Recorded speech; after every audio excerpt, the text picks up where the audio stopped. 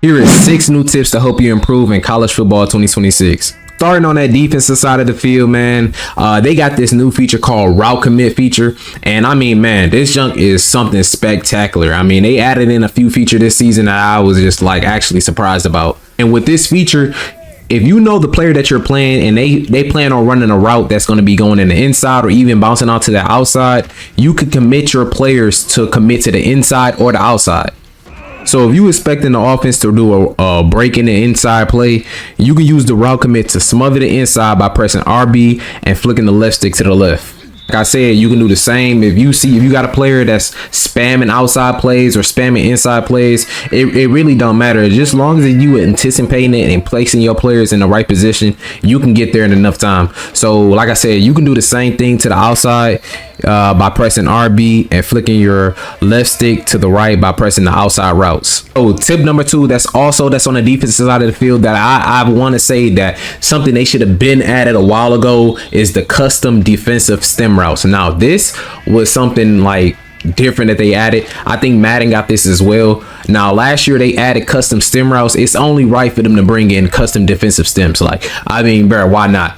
So to do this, you want to select the player that you want to adjust, press and hold the left bumper, and by increasingly moving the left stick up and down. Now with this, I love this feature so much because you got some people who just love spamming plays, and if you could set a player up in the right position, I mean, you would be great with learning these 2 tips. Like you would be great set up just perfectly, just by even watching your player tendencies or the person you're playing tendencies, just to put your player in the right position.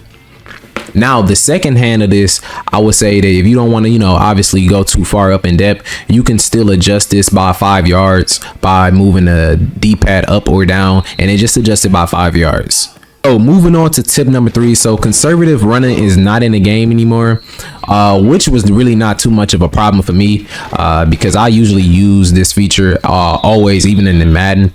So with that being said, it's going to be a lot of increasive of fumbling. So just before you reach contact with a player on the defensive side of the field, you just want to hold that RB just to, hold on to the ball a little bit more tougher. If you expecting a big hit, and especially you've been running your player down and he's a little tired, you might want to hit that RB just to, conserve the minimum amount of damage and not fumble the ball.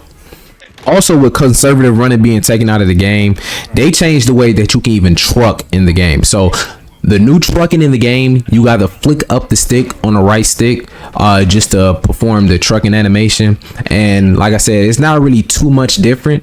I know a lot of people were so used to the holding the right stick up, but with that feature being a thing now that they added in the game, you cannot do that anymore, because if you extending or you holding the right stick up, you will go for extra yards. So that's leading on to the next thing, which is how to extend the ball for extra yards.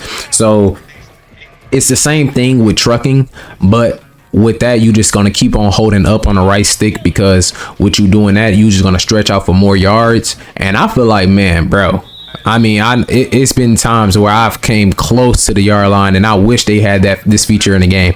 So with this being a thing, you also can fumble the ball a lot more if you stretching for more yards, things of that nature. Of course, you done seen some players fumble, so the realism is in the game. You won't fumble is crazy. I didn't use it a few times, so but just keep a heads up that you will fumble if you out there extending a little too much. So next is going to be the offense tip. A lot of people are using these zig routes to beat man coverage. Now, I'm a player that's also using this just because it's low-key kind of meta right now. I know a lot of people is getting this done to them. So if you start to see this a lot more, you already know what to do to even adjust to this. But you want to adjust your tight end and put him on a hot route, and it's going to be a zig route. It's going to be right there under that hot route, special under the tab. And with that being said, the tight ends on the line of scrimmage, they won't get pressed by the corner or even linebackers, because they're going to have a perfect release. So with that being said, they're going to have a perfect release just to create more better separation and to give you an extra 5 to 10 more yards. So with that being said, man, if these feature helps you guys out a lot, make sure y'all leave a like, comment, subscribe for more tips and views. And I'll see y'all in the next one.